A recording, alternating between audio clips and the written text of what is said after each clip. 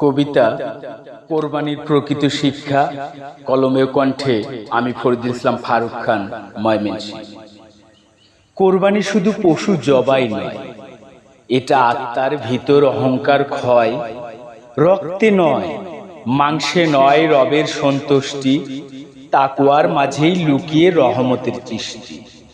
কোরআন বলে, আল্লাহর কাছে পৌঁছে না পশুর গোস্ত বা রক্ত, পৌঁছে শুধু তোমাদের তাকওয়া।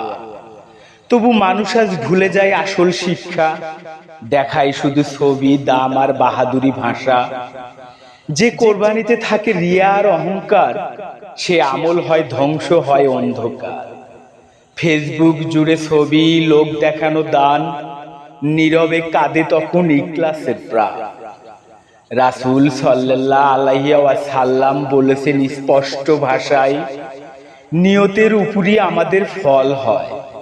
যদি হৃদয়ে না থাকে আল্লাহর ভয়, তবে বড় গরুতেও কোরবানি পূর্ণ নয়।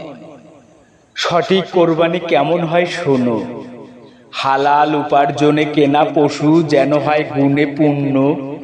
অসুস্থ নয়, অন্ধ নয়, খোড়া নয় প্রাণী, সুন্নাহ মেনে করো তবে পূর্ণ হবে দান। যে কোরবানি গরিবের মুখে হাসি ফোটায়, আত্মীয় স্বজনের হৃদয় কাছে আনে, মানুষের প্রতি মায়ার দয়া বাড়ায়, সেই কোরবানি আল্লাহর কাছে টানে। আর ভুল কোরবানি কেমন জানো? ঋণের বোঝা নিয়ে লোক দেখানো আয়োজন, গরিব ভাই ক্ষুধার্ত তবু চলে অপচয় ভোজন। নামাজ নেই, পর্দা নেই, সুদে ভরা ঘর, শুধু ঈদের দিনে ধার্মিক সাজার অভিনয় ভর। কোরবানি শেখায় ইব্রাহিম আলাইহিস সালামের ত্যাগ, আল্লাহর আদেশে সবকিছু করা বিরাগ। ইসমাইল আলাইহিস সালাম শিখিয়েছেন ধৈর্যের পথ, তাই কোরবানির ভেতর লুকিয়ে ঈমানের রথ।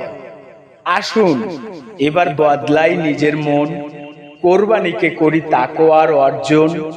শুধু পশু নয়, জবাই হোক অহংকার, তবেই মিলবে রবের দরবারে সত্যিকার সম্মান আর ভালোবাসা আর অধিকার।